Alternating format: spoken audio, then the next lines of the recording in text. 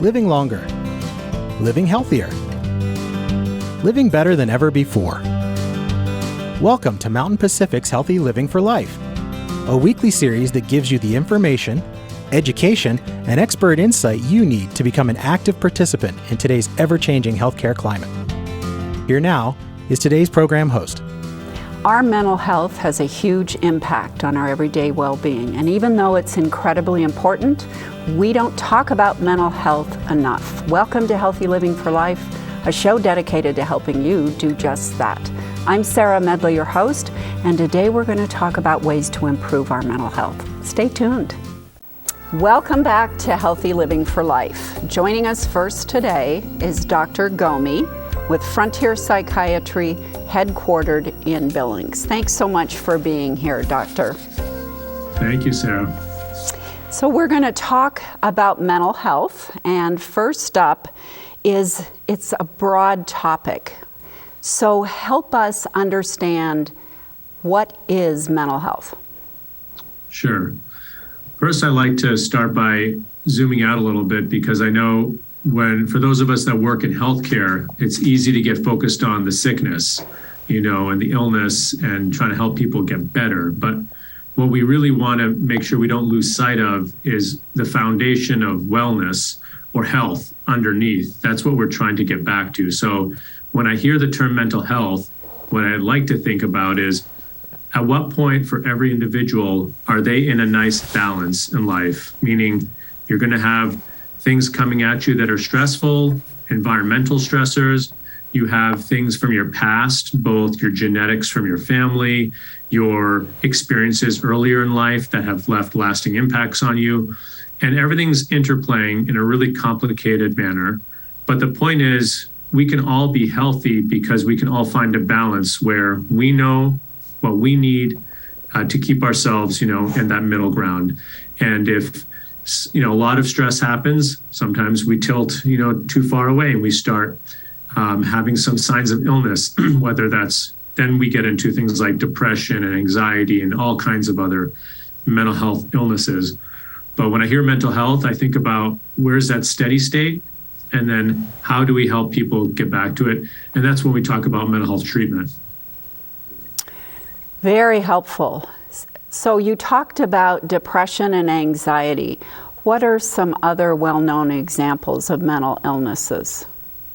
Well, things we tend to see quite a bit manifest themselves. So substance use disorders are very common, as unfortunately many of us know. I'm sure many of us have had direct or very closely related experience with it, especially in Montana. Substance use disorders, including alcohol use, stimulant uses like methamphetamines, opioid use disorders, still very common. We see quite a bit of those, and that's another manifestation of mental health kind of being out of balance. Other than depression, anxiety, we see cases of schizophrenia or psychosis, bipolar disorder. We see OCD, obsessive compulsive disorder. We see ADHD, or attention deficit hyperactivity, or attention deficit disorder. And this is throughout their age range. So we see, in kids, certain things tend to manifest. And as you get older, certain things have a tendency of coming up at certain ages. So just depending on the age you're at. How common are mental illnesses? Well, there's quite a few studies done over the years, and some are very large, I think are relatively reliable, but they all have their limitations. But if we really look across the board, a lot of studies will say that up to half of people will experience during their lifetime at least one mental health illness or disorder. And that doesn't mean that it's not saying it's permanent and it's going to be something devastating for the remainder of life. But for example, a major depressive episode, that lasts 2 months, 3 months or more, up to 50% of people, so half of us, will experience something in lifetime. So really goes to show that it's, considered a coin flip, that it's something. That's why we want to bring attention to mental health, is we should all be prepared for it, because it's not a very low risk situation where we won't have to worry about it.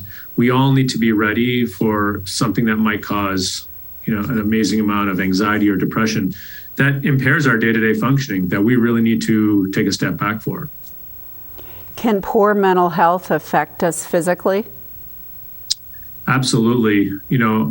As we all know, and I can think of times for myself when, I'm having trouble motivating myself to, do what I know is supposed to be the physically healthy thing to do, like what I tell my patients. And then here I am, between visits, snacking on something I shouldn't be snacking on, or, and I give that as a very, small and light example. Of course, things can get much more extreme, but if we're not feeling well, we go to these coping skills that we've learned earlier in life, and frankly, go down to just being basically human, meaning if you put a treat in front of your dog, right, you see that reaction, right? They're salivating. I mean, they will do anything to get to that treat.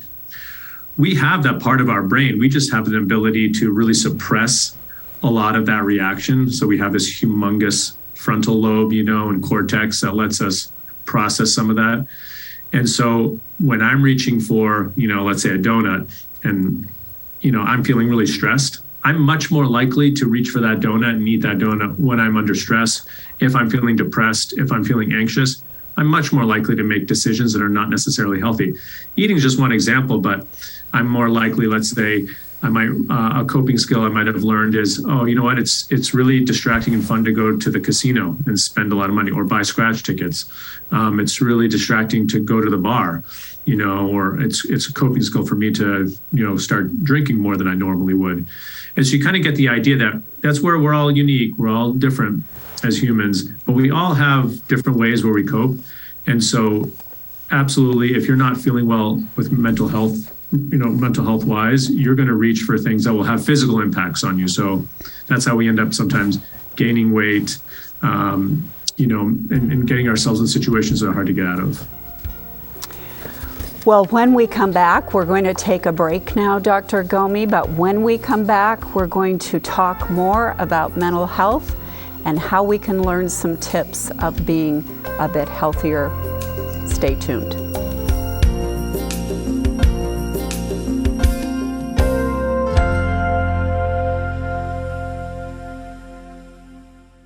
Welcome back. We're still talking with Dr. Reza Gomi from Frontier Psychiatry, headquartered in Billings, Montana. Again, thank you so much for coming on our show. Happy to be here. Let's talk about COVID-19 and how it's influenced our nation's mental health. Sure. It's been quite a learning experience now with some benefit of hindsight. Of course, COVID is still out there. But boy, in some ways, feels like the longest 2-3 years of our lives. In some ways, life flies by, and now we're looking back and seeing what did we learn. And for me, really, I think COVID was the biggest lesson that, boy, are we social creatures, and we really need to be together. And when we tried to kind of lock things down and, try to focus just on the virus, I don't think we did a great job of considering, the other side of it. Who are we on the other side? We're human beings, and part of life, part of being alive, right, is being able to see our loved ones and get out there and do the things we need to do. And so, yeah, can we pause it for a week or two? Sure. And there's still consequences to that. But going on for as long as it did, we really learned an important lesson that for many of us, being isolated is life-threatening, frankly, and just not worth it, in terms of the risk-benefit analysis. And so COVID was just so isolating. It still is for many of us. For those of us that are high risk, it's especially isolating, something I'm on the road constantly talking about, and to populations is, the elderly, especially those in facilities like nursing homes.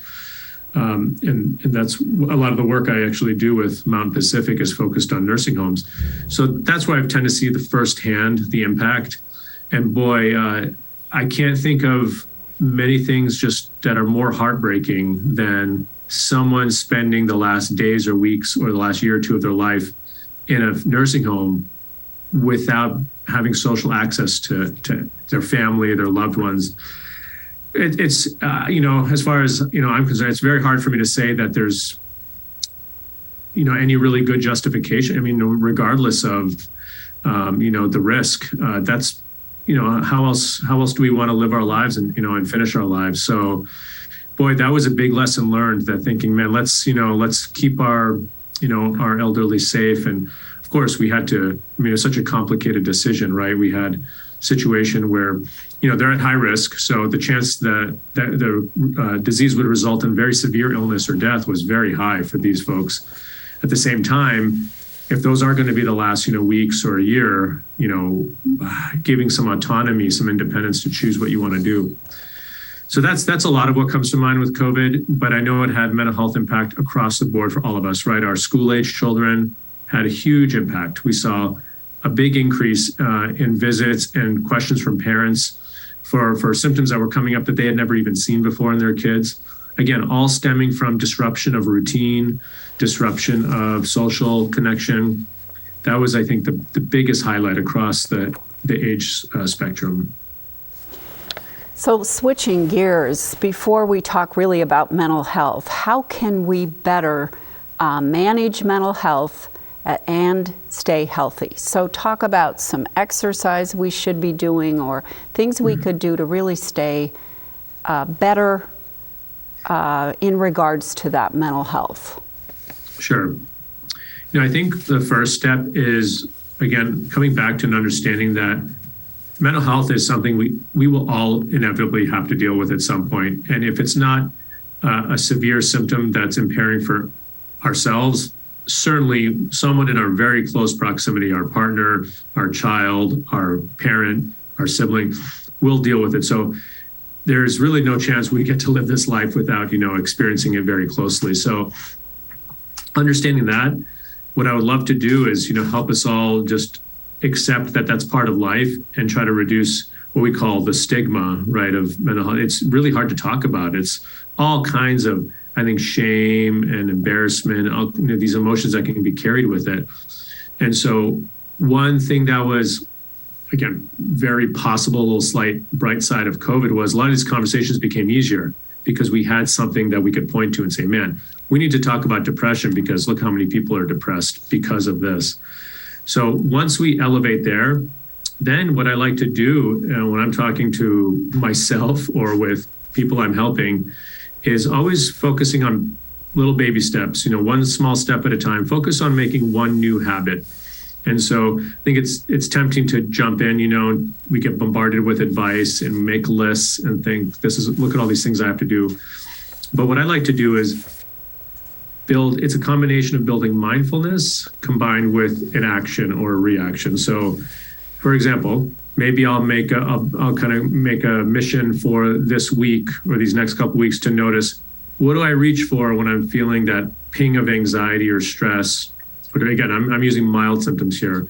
And so I notice, I'm reaching for, I have a bowl of candies and I'm reaching for that. And the outcome isn't necessarily to not eat any candy, right? When we go to extremes, keep in mind, it's less likely to last and it's more likely to sort of rebound.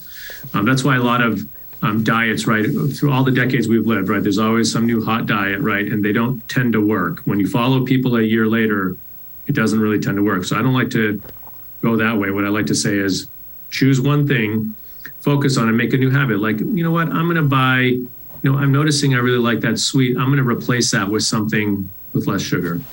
And so that's an example with just diet. Yeah, it's all things in moderation, but that is so hard to do, isn't it? Yeah, it absolutely is. Yeah, it really is. Well, we need to pause for another break, and when we come back, we're going to talk more about managing our mental health. Don't go away.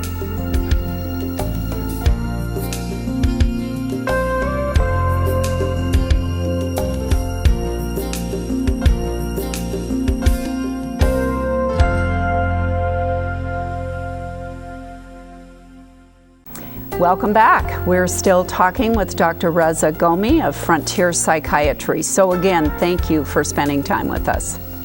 Of course, glad to be here. You talked about social isolation as it related to COVID. You touched on that. Can you emphasize more how critical understanding social isolation and maybe dealing with it is to our mental health? Absolutely. Yeah, and I think it's so easy, right, that those first weeks, especially when we were kind of getting these mixed signals, like, oh, maybe we'll go back to normal in a week and in 2 weeks, and then all of a sudden it was a year and in 2 years. And what happened was, I think the big lesson is, and this is for throughout life, we have to really pay attention to when we lose contact, with the community. That tends to also be a sign that things aren't going well. I mean, it kind of can go either way, meaning that could be the first signs that I'm not feeling well, or it can cause me to not feel well. So in the case of COVID, I had a direct reason to be caused not to feel well because I was taken away from my community. But also, we all know, for those of us that have had depression or have known someone with depression or anxiety, social anxiety, or any number of symptoms, we tend to isolate because that removes some of the stimulus that makes us feel maybe a little bit worse in that moment. But we also know that these long-term relationships and that practice of being out and seeing people, that reinforces healthy behavior and ultimately leads to the bigger payoff in a healthy balance. And so what I really like to work with any age group, whether it's a child, an adult, middle-aged, or elderly, is there's always ways to be creative or tap into resources. And whether that's like group therapy type of environment where you're talking more with people that want to talk about those things, or maybe don't want to really go out there and talk about mental health related issues, that's fine. You might have a group that's going, fly fishing together or going on a walk together, going out someplace where there's, like an outdoor kind of shopping area. I honestly, it doesn't really matter. I always tell people, just take that first step, start to build that community. And during COVID, we had kind of, people, we saw things online and on TV about being creative, like people come to each other's front yards, right, and get together. They would have little ways of visiting each other outside in healthy ways. That's something you got to put on your calendar. And I tell people you have to do that multiple times a week, not just once a week, but for, and everyone's a little bit different, but just about daily, you need some sort of social interaction. And video is okay, FaceTime, all that. But we all know it's not quite the same. You miss this energy and this whole feeling you have in between us when we're together. So I think be creative, look at your local resources. Maybe it's the YMCA. Maybe for those of us, that are getting older, it's various, senior type of services. It really doesn't matter, but it's absolutely important that you put that on your schedule. Good advice. If we are noticing that we're down, we have some depression or some aspect of mental illness, and it's not getting any better, when do we know we have to seek professional help? Sure. Great question. And I think it's something that's critical to understand. I think many of us, especially those of us who are, live out on these kind of frontier communities in many areas of Montana, we have a tendency to say, hey, you know what, I'll fix this myself. I'll figure this out. And that's okay for some of the time, meaning if you have some mild depression, isolation, mild anxiety, sure, you might know, I need to get out there. I'm going to build some social networks. I'm going to maybe go out and do some healthier things like exercise and maybe fix my diet. Okay. Now, if you're starting to feel worse enough that you're really having trouble doing those things, the first step might be seeing a therapist. There's many amazing therapists out there in the community that know how to help with these things. That's not involving medication. It's not involving those steps, but really just someone that can really put some structure and help you sort through and process what's going on emotionally. And then if you're really at a point where you start having any thoughts of, man, maybe I just be better off not here. Maybe I don't, maybe the world would be better without me, those kinds of thoughts. Or you're starting to miss days of work. You're getting in trouble with your boss. You're having trouble getting out of bed to take the kids to school. Anything like that where you're day to day now, or if you hear someone else saying, man, I'm really worried about you. Those are all very good red flags to pay attention to and say, I need to go seek a higher level of care. And so that may or may not be with a therapist, but that might be the right point to go to your primary care and say, hey, I need some help. They might send you to a psychiatrist like one of us. You don't always have to see a psychiatrist, but primary care, keep in mind, handle many of these cases. And so, but that's the right time to ask for help. When your day-to-day is getting kind of thrown off and you're having trouble figuring out why, time to reach out, because you don't want to wait for it to get too long, right? Or too far along. You want to intervene earlier the better. So it's never too early to ask for help, by the way. So as soon as you see a symptom, that's fine. But the hardest thing is to not let it go too far. So some people react to mental illness issues with anger, not sadness. So what are some strategies to help those individuals? Absolutely. Anger is a fundamental part of life, and if you recall, we like to make these, reminders or analogies to, like when we were thousands of years ago, when we were functioning just on trying to survive. Anger is a helpful emotion. It's not a bad emotion, meaning if I run into, a bunch of animals and I got to survive and protect my family, it probably helps for me to get angry, and get worked up and do that. So I want to start off by saying, we don't want to build a reputation for anger that it's all bad. Now, when we do feel angry in a day-to-day thing, like I'm angry at this individual for something I might have perceived done to me, or I might just have an emotion, I feel angry, I don't know why. That's usually not when we're in the therapy world, that's not usually the sort of primary emotion. What we say is there's usually some shame or embarrassment or doubt, those kinds of things under the surface, and anger is protecting us. Just like it protected us with those animals, It's protecting us now. Wow. Very helpful information. Thank you so much for being with us, and thank you to our viewers for watching. So we hope you'll come back and join us again next week. And until then, stay fit, stay well, stay healthy for life with Healthy Living for Life. Take care, everyone. Healthy Living for Life is brought to you by Mountain Pacific Quality Health in partnership with AARP Montana.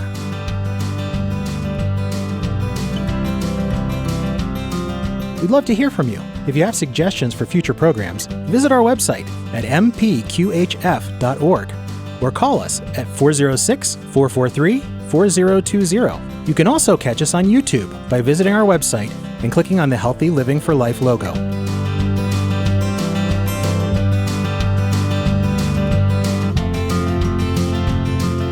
Production facilities provided by Video Express Productions.